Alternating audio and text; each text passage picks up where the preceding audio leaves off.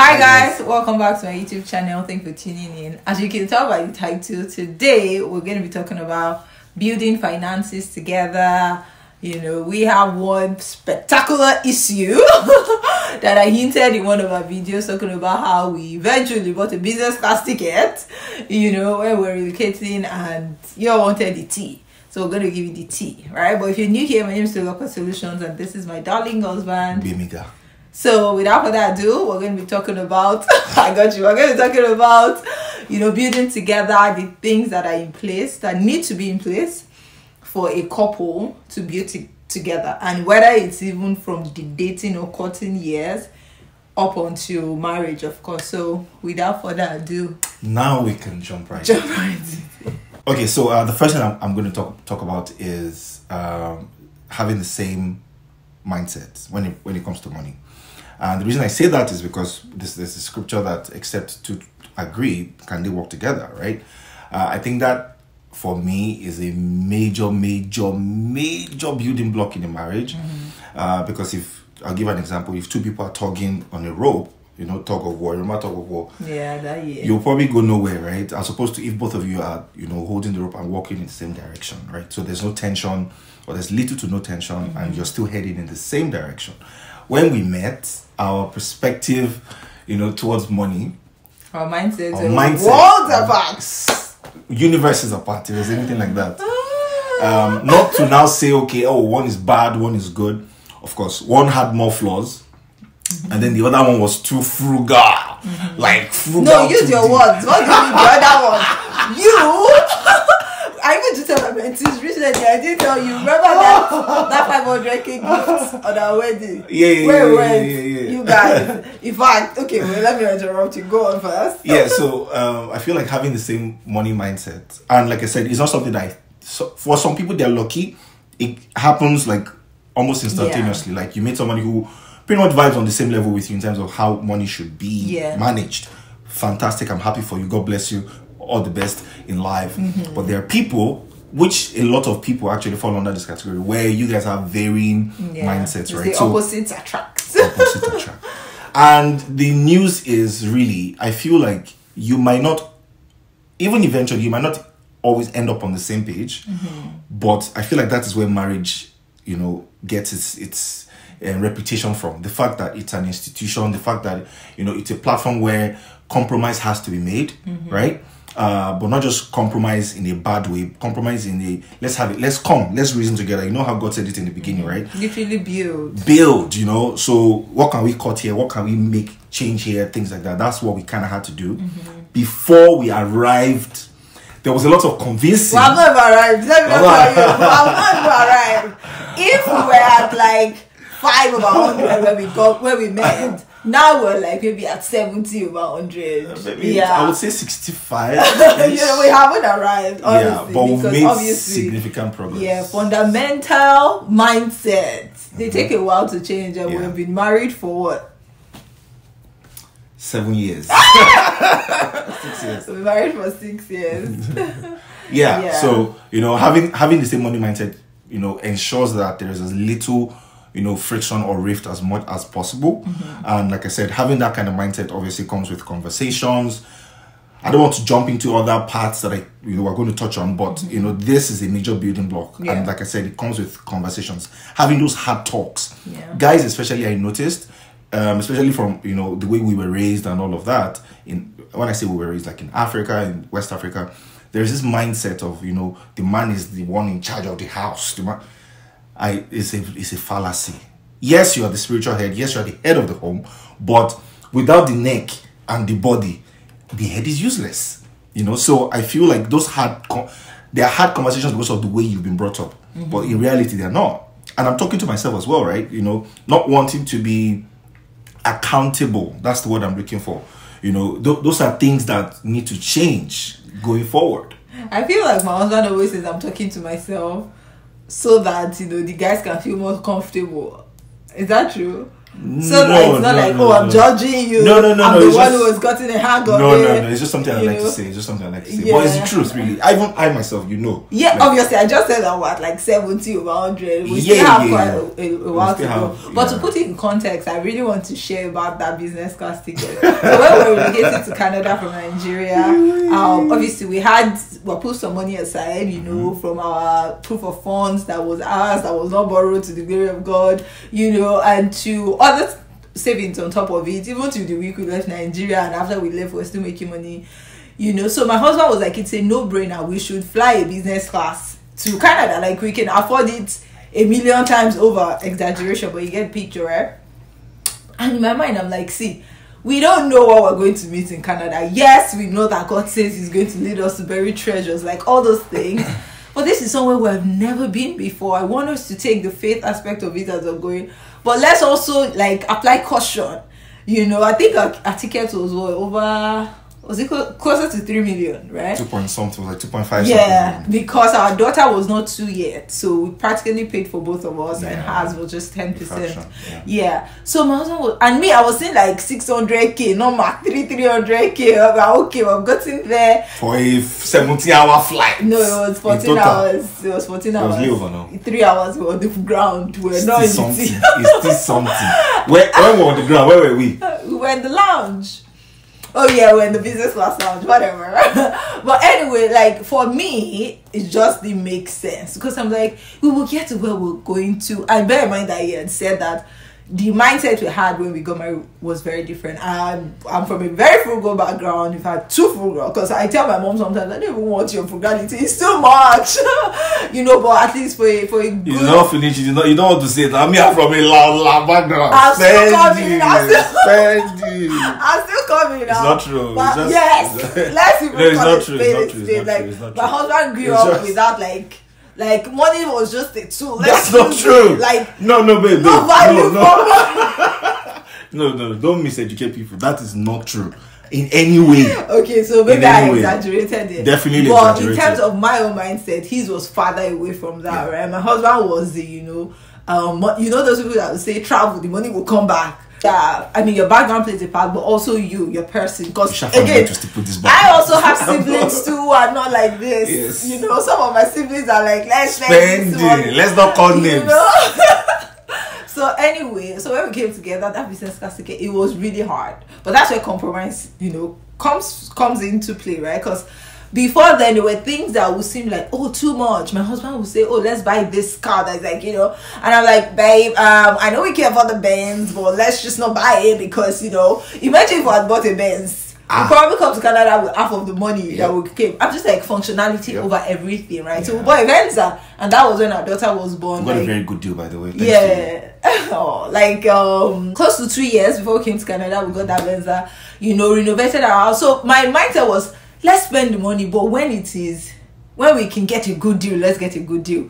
When we can manage, we're not there yet. So at that business class time, I'm like, okay, this man has been very, very good over the years to, giving, my husband, it was like when we got married, you actually stopped your loud spending, yeah, pretty much. Yeah, and that takes me to the next point, actually, which is, in building together, it is important to realize who has the higher power in finance management. Yes, it's very important. Very key.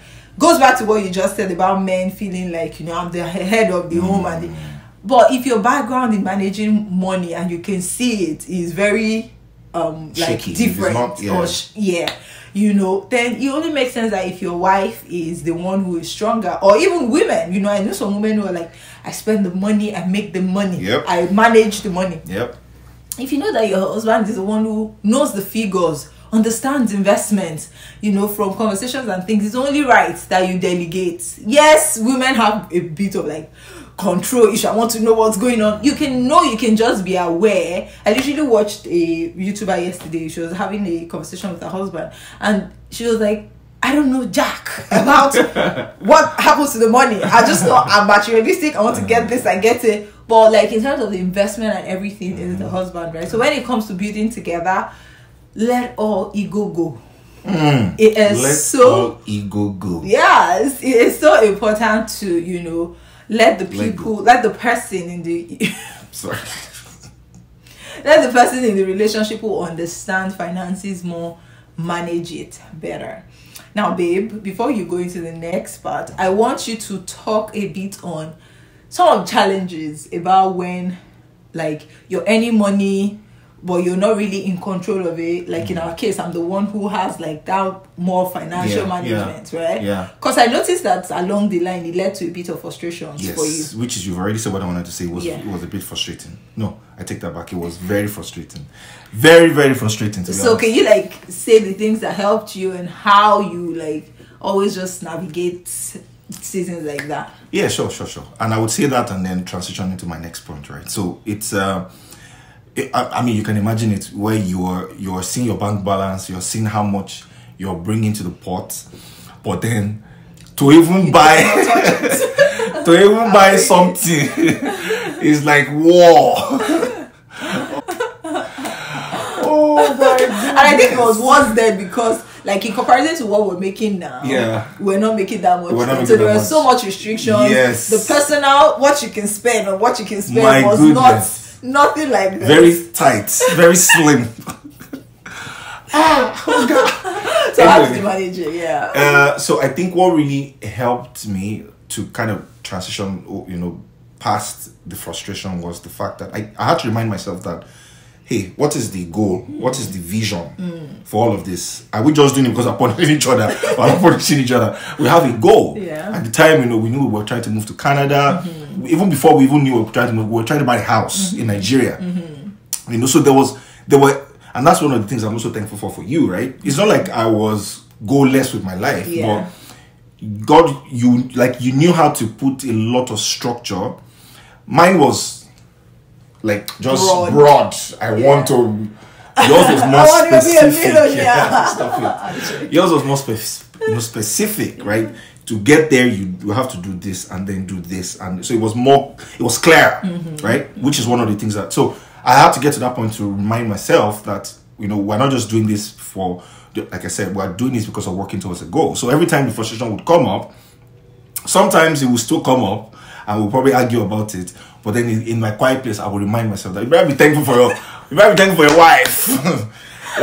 for your wife. If not, this money for don't go since onto things that you will not be able to even account for. Yeah. So yeah, that was one of the things. And I feel like that also can only work if there is trust. Trust is a very, very important currency in your relationship, in your married relationship especially. Because what it does is, trust is like the oil in the engine. Without that oil, the engine will knock. You're human. I am human, right? If you're working hard or you're bringing in money and, you're not able to do what you want to do because there's a goal in mind, but you do not feel like the person you are doing it with, it's like you don't completely trust them. Maybe you feel like, because I've heard stories of a wife that bought house. The husband you don't even know. And it was parents. And you get it was parents. Wild world. WWW. I have heard things in this life. We have heard things in this life. So I feel like that trust makes the process a lot easier. You're not second guessing. You're not having sleepless nights. You're not having nightmares. Waking up, my money. It really helps a lot. I can bet you that it helps to cut the friction down by as much as 90%. Yeah. Right? The 10% might just be the how. Yeah. Maybe, okay, instead of putting it in savings, put it in.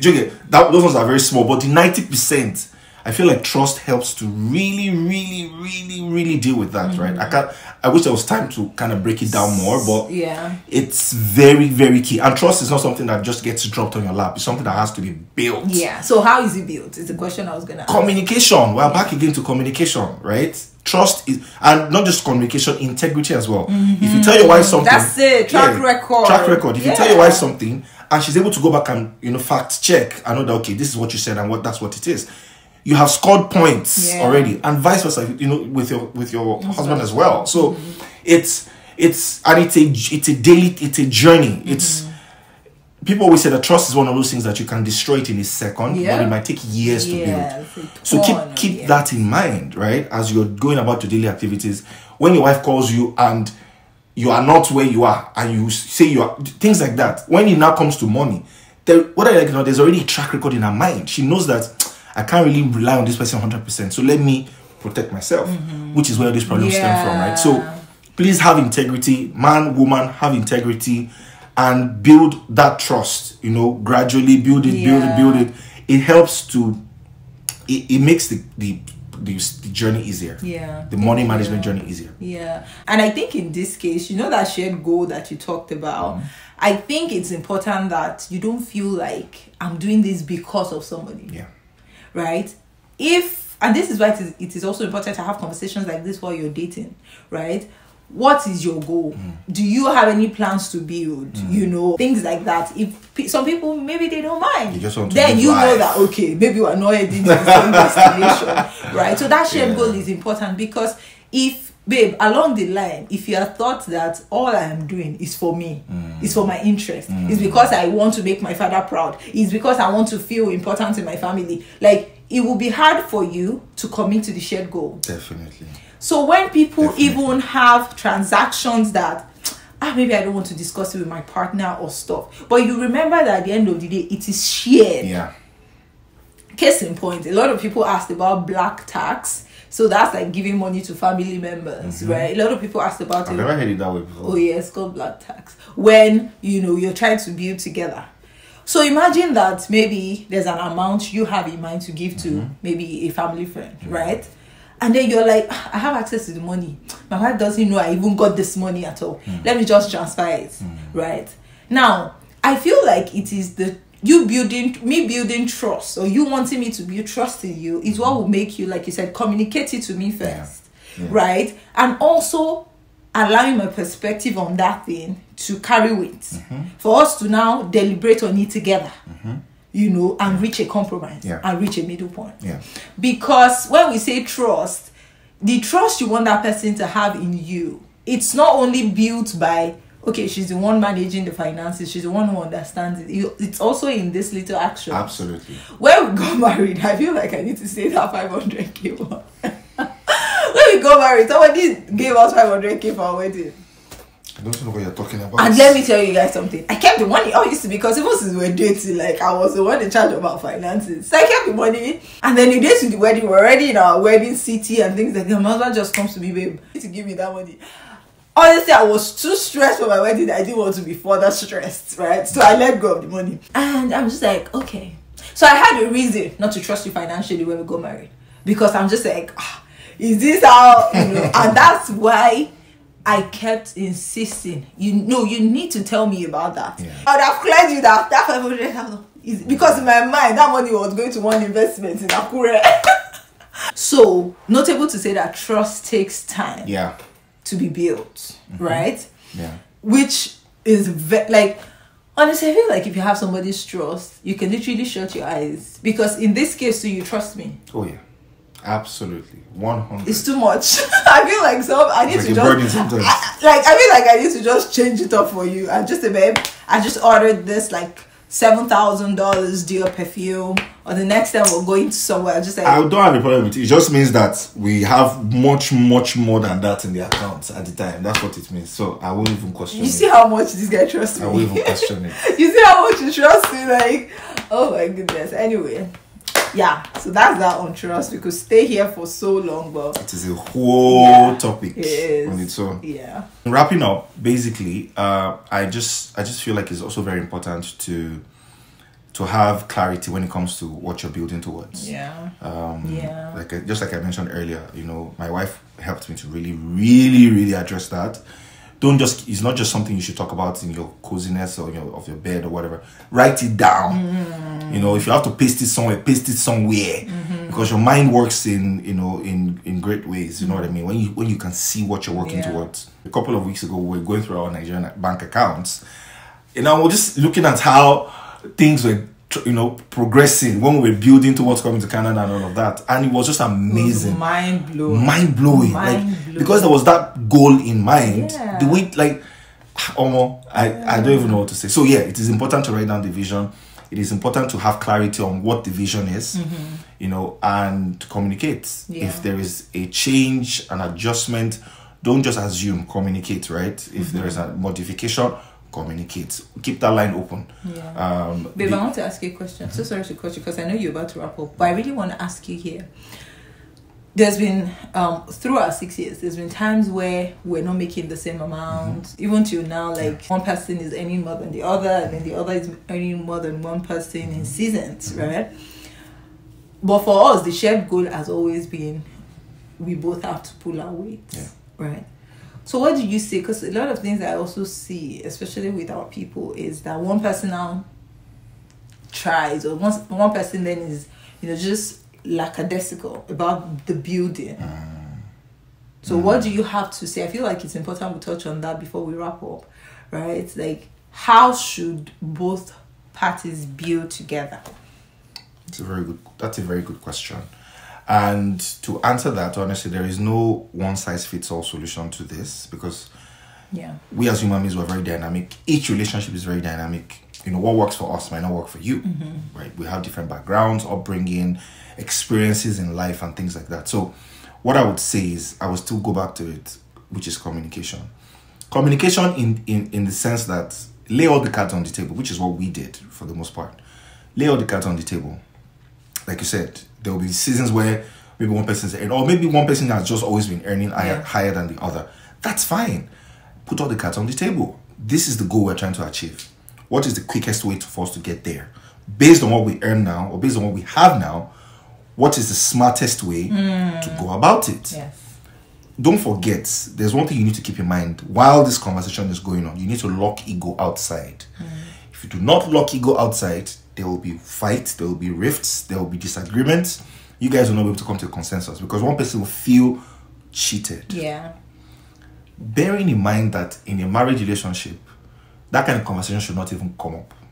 I know that we're human. I know that, yes, you've worked hard all month. You feel like you brought so much money to the house.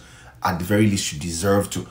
That is absolutely fine. That is something that will happen between both of you, right? You deserve to what? You deserve to spoil yourself sometimes to make yourself feel good. That is absolutely fine. Include it in the conversation. Babe, I do this, blah, blah, blah. I work hard, work hours. For my mental state, I want to have, I need it. You get have that conversation. Iron it out right there. And you that you're any less, don't now feel like, yeah. It's not, you get, that should even be motivation for you. How else can I bring more money to this pot? Let it motivate you. Understand that what you're building towards is the growth and the prosperity of your home. There is no I in home, I think. So keep that in mind. You're building towards a goal. When you are building, the bricklayer is not saying, I don't care about the carpenter's work. I'm just going to do my own and go. The painter is not saying, I'm not going to pour paints like this. I don't care how you get. Yeah. Everybody's working in tandem because when people see the house, they see the house. They don't see what the carpenter did. They don't see what the bricklayer did or the welder or whatever. They see the house. So keep that mindset as you're building. That's really good. Thank you. And goes without saying, I don't know, it's not even a man thing or a woman thing because it's different. Some women are so lazy, so let him be out there, let him bring all the money, I'm just a princess, but at the same time, you also want progress. How can that progress happen when the man is actually, I had a sad story, and it's because I even know them. This guy actually took his own life because he was literally drowning in debt. But he had to make a show, his wife had needs, his family had needs, and he's just, we need this.